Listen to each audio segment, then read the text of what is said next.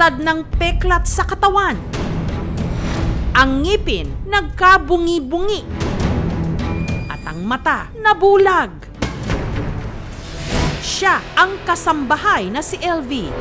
At nagkaganito raw siya dahil di umano sa ginawa sa kanyang pangmamaltrato ng kanyang amo. Sa loob ng 3 taon. Pebrero 2020, 2021, 2022. Sunod-sunod na po. Wala po akong tigil sa pagsuntok noon nila sa akin. Talagang gagigil na gigil sila. Sa pagluluto ko, konting mali, ginaganon na po sa kutsilyo. Kasi itong kabila, ginanon po sa kakalan. Ginagawa nila akong parang turumpo. Pinaikot-ikot po at sinatadyakan kung saan-saan sa balding katawan ko. Pinukpok po talaga ng martilyo ang ari ko at kamay ko. Kayo, paano nyo ho trinatrato ang inyong mga kasambahay? Tubong Batangas City ang 44 anyos na si LV. Hindi siya nakapag-asawa at ang 8 niyang mga kapatid ang naging katuwang niya sa buhay. Magandang araw po. Taong 2017, nung alukin daw siya ng isa niyang kaibigan na mamasukan bilang kasambahay sa bahay ng mag-asawang Lando at Minda, hindi nila mga tunay na pangalan na nakatira sa Mindoro. Bantay daw si LV ng tindahan. Maghugas-hugas doon sa kusina, magluto, tumutulong, tinda-tinda. Ma'am, wala pa po bang sahod? Hindi nga po daw po ako marunong magkwenta, magtukli. Buhat po nung nag-start po ako sa kanya, hindi po ako sinusweldohan. Nagbibintang po sila na nagnakaw daw po ako ng pera, ng relo. Wala po akong ginagawa sa kanila. Wala po, aray! Umamin ka na! Nag-umpisa na siyang saktan. Hindi po ako! Wala po akong kinukuha! Itong tainga ko po, binugbog-bugbog. Ang mata po, binugbog din po. Inuuntog-untog ako sa CR. Pinaikot-ikot po. At sinatadyakan kung saan-saan balding katawan ko. Sa pagluluto ko, konting mali, ginaganon na po sa kutsilyo. Hindi ka na natala! Kasi itong kabila, ginanon po sa kakalan. Binitin ako sa bakal ng karne. Sinakal-sakal nila ako. Pinukpok po talaga ng martilyo ang ari ko at kamay ko. Nung umaga po, kaang-kaang na po ang lakad ko dahil paga po yung ari ko. Talagang gagigil na gigil sila sa akin. Si LV nagtamo ng sugat at pasa sa buo niyang katawan. Nabungi pa dahil ginawa raw punching bag ang kanyang muka.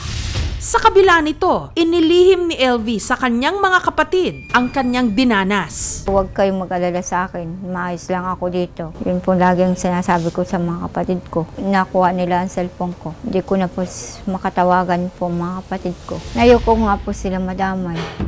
Nauunahan daw kasi lagi si LV ng takot. Lagi po sinasabi, may kapatid siyang distagador. Isang tawag daw po nila, may kumikilos na daw.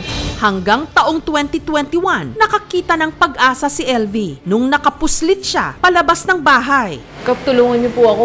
Ano nangyari dun sa mukha mo? Agad siyang humingi ng saklolo sa barangay. Sabi ko, pakitingan po itong gamit ko dahil nakatakas po ako sa amo ko. Hindi naman po ko pinansin ng kapitan doon. Wala, madam.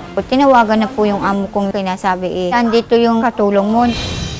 Pagkuha po sa akin, huwag kayong maniwala dito sa aking katulong, hindi totoo yung mga sinasabi sa inyo. Dagdagan yung sweldo mo, yung kulang mo, ibibigay namin. Buhat nung umuwi ako doon, nagpabait-baitan po sa akin. Wala nang mananakit kay LV ha, nakablatter na kayo doon sa barangay. Diyan ka, Yan. Pero makalipas lang daw ng ilang araw, balik na naman daw sa dating gawi. Matindi na po nung bumalik ako. Tuloy-tuloy na pong nasaktan ako. Binubugbog. Wala, aray ko po. Hinahampas. Sa isang linggo, 3 araw lang po ako pinapakain. Tapos na silang kumain, binibigay na po sa akin. Tira lang po nila yung... Pero ang pinakasukdulan, nung pinuntirya na raw, pati ang kanyang mata, sinuntok ang kaliwa. At tinamaan naman daw ng susi ang kanan niyang mata. 3 beses na hinampas. Hanggang ang kaliwang mata ni LV, tuluyan nang nabulag. Galit po. Sobrang galit. Sana magbayad sila sa ginawa nila.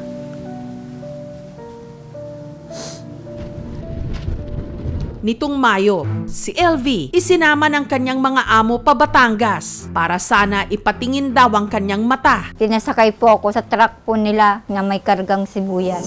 Pero imbes na pumunta ng ospital, dumiretso daw sila sa bahay ng anak ng kanyang mga amo. Anak, dito muna to sa TLV mo ha at ipapagamot natin. Galit pa nga po yung anak, hindi na po ako pinapagamot. Bago umuwi ng Mindoro, ang isa pang kasambahay na tawagin na lang nating Hana. Tulungan mo muna ako, baka ako'y saktan uli dito. Nung wala po yung anak na panganay, pinakailaman po nung kasamahan ko yung laptop dahil po sira ang cellphone niya eh. Ito na. At dito na nila nahanap sa Facebook ang isa sa 8 mga kapatid ni LV. Tawagin na lang nating Jade. Dahil halos 5 taon na rin daw na wala silang balita kay LV, akala nila patay na ito. Kaya laking gulat nila nung nakatanggap ng mensahe tungkol sa kanilang kapatid. Ate, kilala niyo po ba si Ate LB? Sabi ko, uunin, kapatid namin yan, matagal na namin hinahanap. Sabi po sa akin, te, puntahan niyo na po agad dito. Tao po! Kaya wala na silang sinayang pang oras. Sarado po ang pinto, pagkatok namin. Ate, ikaw na ba yan? Lumabas po, nakita ko po talaga yung kapatid ko na siya na. Tuwang-tuwa po ako at nagpasalamat sa Diyos. Si Jade hindi makapaniwala sa dinatnang kalagayan ng kanyang kapatid. Grabe ang ginawa sa kanya. Tinanong ko po kung anong naging dahilan, kung bakit siya ganun. Hindi na po siya umimik. Sabi niya lang po, ate, doon na lang ako magkukwento sa atin. Uwi na tayo. Dinaan ko po siya sa barangay para po kami may blatter. Hindi po kami papayag na hindi mabigyan ng katarungan ng aming kapatid. Hanggang sa huli po, lalaban po kami. Ang mga bakas ng di umano pagmamalupit kay LV sa loob ng halos 3 taon, kita sa peklat sa kanyang binti, braso, at pati sa mukha. Masaya pa rin daw si LV na nagising na siya sa 3 taong bangungot. Base dun sa nakita natin, mumuti na yung harapang bahagi. Yun yung tinatawag natin na corneal scarring. Nangyayari yun kapag labis yung pagkamaga, kapag sobrang natamaan. Hindi rin malayo na nagkaroon ng tinatawag natin na traumatic cataract. Ang focus na kasi ngayon ay yung kanyang psychological and emotional aspect. Nakikipag-communicate pero yung trauma, nakikita pa rin.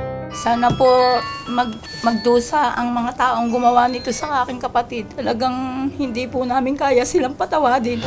Ang pamilya ni LV tuluyan ang nagsampa ng kaso laban sa dati niyang mga amo. Ang isinampa kong kaso ay serious illegal detention, trafficking, serious physical injuries na pag hindi naswelduhan, may penal o kriminal na pananagutan ang amo ng kasambahay. Dapat ang magpapatunay ng proof beyond reasonable doubt ay ang nagsasakdal o ang prosecution para makonvict at maparusahan ng habang buhay ang lahat ng taong kasangkot sa ginawang pagmamaltrato ni LV. Mabulok sila sa kulungan, magbayad sila. Kasama rin daw sa pananagutin ang kapitan ng barangay na hiningan ng saklolo noon ni LV.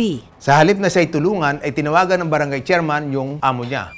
Dawit din ang hepe ng Police Community Relations na si Executive Master Sergeant Maria Eliza Palabay na kaanak di umano ng dating amo ni LV. Mukhang yung pulis na yon ay alam niya na biktima si LV ng kanyang amo, higit sa lahat hindi niya pinansin. Si Palabay sinibak na sa pwesto at mananatili muna sa Provincial Police Headquarters para sa investigasyon. Republic Act 10361. Yun po yung kasambahay law. Napaloob dito yung karapatan ng mga kasambahay na dapat ay kinikilala at yung mga benepisyong ibinibigay para sa kanila ng kanilang mga employer. So dapat din natin i-emphasize ay maaari ding makulong yung mga employer na abusado. Sa darating na Martes, ang Senado na mismo ang magsasagawa ng investigasyon tungkol sa kaso ni LV.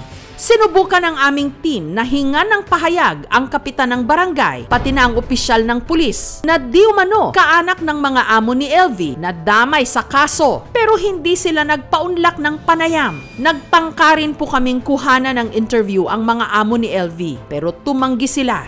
Pero base sa una nilang pahayag, pinasinungalingan nila ang mga paratang ng dati nilang kasambahay. 2 beses di umano silang ninakawan ni LV ng halagang 2,000 pesos at 12,000 pesos. Pero anila, pinalagpas lang daw nila ito. Hindi ko na nga po ginawa yung mga binibintang sa akin.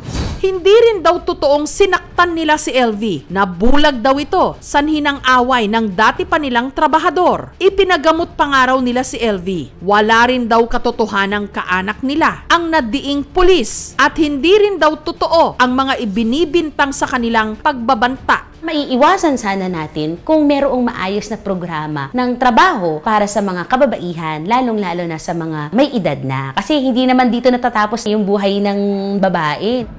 Napakatalamak pa rin po yung pang-aabuso ng mga kasambahay, lalong-lalo na sa mga kababaihan. Para po sa mga kasambahay, wag po nating hayaan na lagi po tayong naaabuso. Kung may mga nangyayari or sila ay isa sa mga katulad nitong nabibiktima ng ganitong mga karahasan, pwede naman silang pumunta sa ating mga MSWDO. Sana matauhan na sila at wag na nilang gawin sa ginawa nila sa akin. Sana mabulok nga sila sa kulungan, silang lahat.